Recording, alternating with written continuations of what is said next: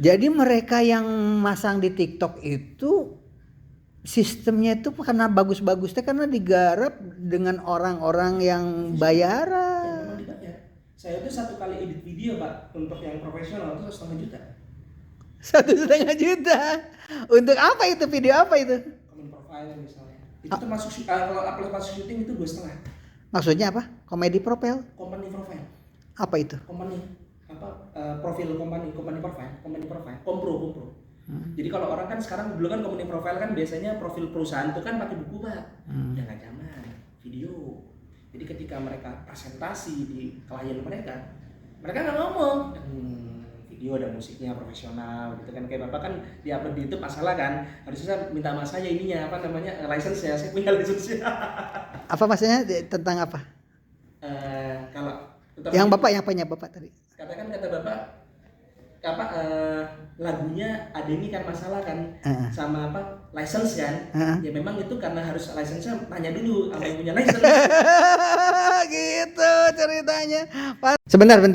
Waktu itu pelajaran seni rupa, Bapak nugasin bikin video, terus kamera Bapak. Iya, kata kamera Bapak, kata kamera sekolah saya nggak tahu. Pokoknya yang bikin yang jadul yang pakai mini DV itu yang segini kasetnya. Yang harga kaset dulu 90.000 kalau nggak salah. Oh sempet waktu itu Bapak ngasih tugas itu ya? Iya. Oh dari situ awal karir ya? Gitu ceritanya. Memang saya kalau dibilang apa orangnya eager to learn sih Pak, jadi memang mau belajar. Ketika ada satu hal yang menurut saya menarik dan ini bisa dipergunakan di satu ketika saya pelajari, itu saya editing pertama kali tuh Pak, jadi pertama kali Pom kan lebih sering edit video sama musik kan. Jadi dulu punya Pro Tools, punya Cubase, punya Audition apa namanya itu, sekarang namanya Audition lah pokoknya, sama melakukan dia director. Jadi dari semua itu, nah ketika pas lagi pengumpulan kan masukin di VCD itu Pak, pas pengumpulan saya salah masukin codec, gambarnya keluar suaranya nggak ada. Akhirnya saya edit lagi tuh Pak, ini yang ada suaranya tapi nggak di setel di TV. Waktu itu kan tiap kelas punya TV itu Pak, kita dulu. Kalau Bapak itu model sekarang nih, kenapa diupload langsung? Karena biar HP-nya tidak ngehang. Bukunya itu boleh dikatakan tidak terlalu bagus, istilahnya karena diproduk sendiri, memasarkan sendiri bisa laku ya. Betul, sangat betul. Jadi saya memotivasi teman-teman yang seperti ini. Jadi saya kan ikut di beberapa grup penulis, banyak yang frustasi, ngebitin buku di perusahaan kayak Bentang Pustaka, cuman nggak laku. Saya bilang, yang bikin buku kalian nggak laku itu bukan kualitas bukunya. Bukan kualitas buku, bukan. Kualitas buku, tapi bagaimana kalian memasarkan. Bapak pernah tahu Dilan yang rame. Kalau Bapak pernah baca bukunya, mohon maaf Pak ya, biasa banget. Dilan. Biasa banget. Saya baca buku, bahkan teman saya yang memang Mas Hadis itu jauh lebih bagus. Tapi pas lagi berberan sama Pak penerbit, dia kalah. Kenapa? Orangnya nggak bisa ngomong. Jadi si PD Baik ini kan dulu kan performer Pak. Jadi saya bisa lihat orang performer, dia kan udah biasa ngomong public speaking kan. Si Dilan itu kenapa laku? Karena si PD Baik ini sebenarnya, beliau ini kan dulu kan sebenarnya band Pak, orang band kan, perkusi. Jadi karena dia punya nama besar di band sehingga begitu ngarang buku laku. Padahal tulisannya nggak terlalu bagus. Dilan itu band apa sih? Jadi ya itu karena ketika buku itu sudah orangnya nih udah misalnya ada personnya nih, kita personnya. Oh ceritanya lucu nih gini. Nah bukunya itu nggak lebih laku ketimbang filmnya Pak, nggak laku. Ketika sudah masuk skrip pasti kan banyak yang diubah dong, ubahan apa istilahnya isi di buku sama skrip pasti beda. Nah saya buat filmnya, saya baca bukunya, ini dua hal yang berbeda. Biasanya saya baca Harry Potter Pak. Harry Potter tuh bukunya lebih bagus daripada filmnya. Tapi ini enggak, filmnya lebih bagus dari bukunya. Kan lucu. Harusnya buku itu harus jadi tolak ukur satu film itu harus lebih bagus dari bukunya. Itu saya beberapa film luar negeri nih kayak oh dulu suka baca buku Harry Potter. Ya, berarti dari situ makanya jadi penulis. Jadi sudah berapa buku sekarang yang diterbitkan? Kalau saya sendiri baru 4. Karya sendiri diterbitkan sendiri aja 4. Ya. Berarti indie itu namanya. Tapi yang di penerbit yang lain? Kalau yang saya jadi ghostwriter dulu, saya dapat royalti juga Pak, ghostwriter. Ghost apa sih? Jadi gini, misalnya Pak Deddy nulis buku, tapi Pak Deddy nggak punya waktu. Bapak audisi nih, berapa penulis, Bapak pilih nih yang sesuai dengan style dia, dipilih. Pengedit, editor. Bukan editor Pak, penulis, tapi bukan nulis ini. Jadi sorry, Bapak penulis atas nama Bapak Dedi, Pak Dedi Nur Hadiat nih. Tapi Bapak nggak ada waktu buat menulis. Bapak ngeliat ada beberapa penulis nih, Bapak, wah ini kan cara nulisnya kayak gua nih. Tolong penerbit hubungin, editor hubungin. Saya dihubungin Pak 2016. 2014. Mas, ini saya baca cerita Mas di Kaskus saya baru ini ada salah satu penerbit kita, salah satu penulis kita yang mau pakai jasa Mas untuk menuliskan beberapa story. Oh yaudah, saya pikir gak ada bayaran Pak, bayaran cuma sekali doang nulis. Royalti dikasih Pak, cuma 1%. Tapi saya berani. Judul ceritanya apa? Saya nggak tahu judul ceritanya apa karena saya cuma nulis doang. Nulis apa? Cerita novel.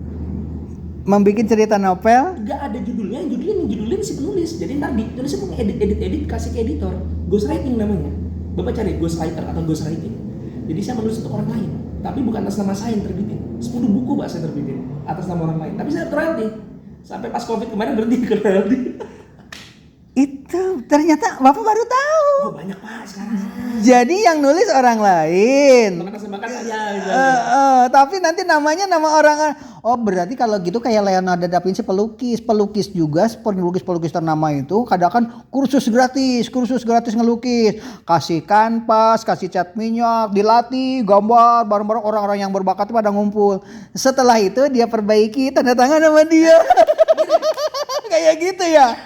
Jadi 10 judul saya ghostwriting pas judul 11 pas Covid pas 2020 tuh. Terus penulisnya itu hiatus sampai sekarang. Nah, itu yang pimretnya. Mereka tahu dari mana kok kita bisa jadi ghostwriting? Ya, jadi saya kan dulu pas tahun 2014 kan media nulis masih sedikit Pak. Media nulis masih sedikit. Saya biasa nulis di forum.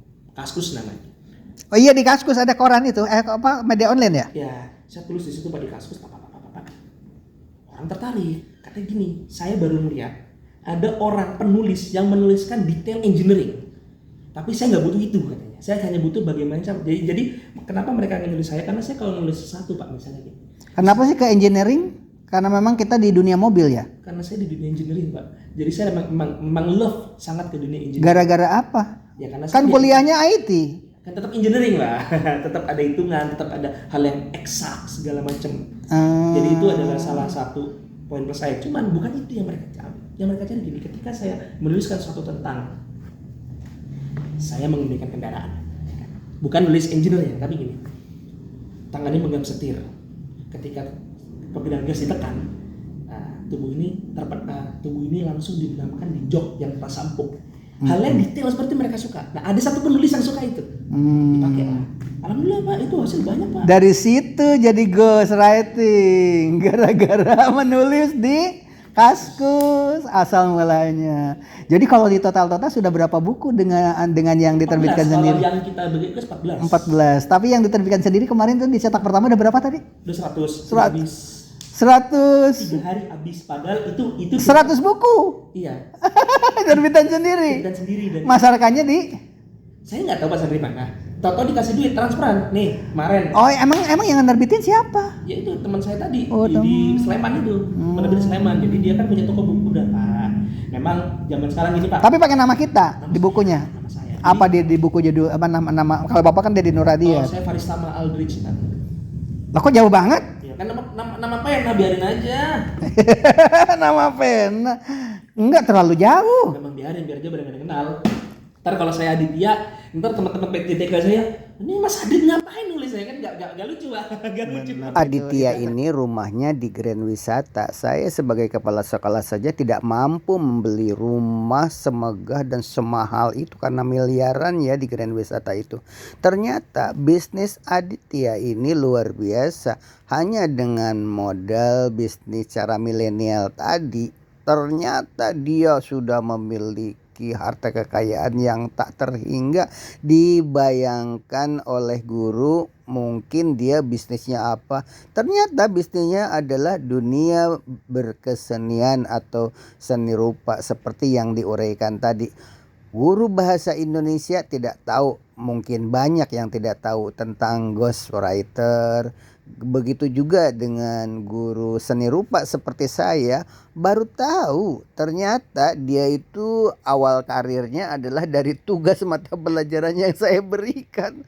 Alhamdulillahirabbil alamin, mudah-mudahan Adit bermanfaat. Itulah pentingnya keahlian. Maka jika kita pergi ke negara maju seperti Jepang, Amerika, atau negara mana saja, jangan nekat seperti Saifuddin Ibrahim, merasa berhasil mendapatkan uang dari YouTube dengan cara mencaci maki ajaran agama Islam. Akhirnya dia lari ke Amerika dan kini jadi pemulung kan. Padahal kalau tahu jalannya, ternyata kehidupan itu mudah dan itu bisa didapat oleh siapapun. Walaupun orang Jepang seperti Nagisa Nishikawa, mari kita dengarkan cerita yang saya mengajar di sekolah yang saya pimpin di SMA Negeri 1 Setu selama hampir 9 bulan pada saat itu. Dia mengatakan bahwa hidup di Jepang itu tidak bisa menghidupi anak banyak seperti di Indonesia. Walaupun penghasilan besar, tetapi mereka rata-rata anaknya cuma 1 atau 2. Bahkan Nagisa Nishikawa saja katanya dia di rumahnya itu hanya ditemani dengan seekor kucing. Kenapa? Walaupun orang tuanya, bapaknya itu kerja di perusahaan kereta api, ibunya juga bekerja, ternyata hanya mampu membesarkan seorang anak saja. Begitu beratnya hidup di negara maju. Tetapi orang Indonesia selalu saja di sekolah-sekolah dimanapun itu kalau memberikan pembelajaran itu, bagaimana negara Indonesia bisa maju seperti Jepang, katanya begitu, seperti Amerika. Padahal di Amerika seperti Pak Saifuddin Ibrahim itu luar biasa beratnya, walaupun penghasilan dari mulung itu $40 ya Isa, dalam 1 kali jual begitu. Tapi kan itu untuk 1 minggu. Biayanya dari $40 itu hanya untuk 2 kali makan. Nah begitu juga kata Nobuyo Suzuki yang bintang film di Indonesia yang warga negara Jepang itu. Mr. Nobuyuki Suzuki mengatakan ya seperti itu, bahwa hidup di Jepang itu biayanya sangat mahal sekali. Makanya orang Jepang takut kalau menikah. Banyak yang tidak menikah di sana itu. Hadirin sekalian yang ada di rumah atau dimanapun berada, penonton channel Gubuk Apung ini, Waglo Gubuk Apung ini, perlu diketahui yang paling penting kita itu sekarang bersyukur saja. Jadikanlah Pak Saifuddin Ibrahim ini sebagai arena pembelajaran.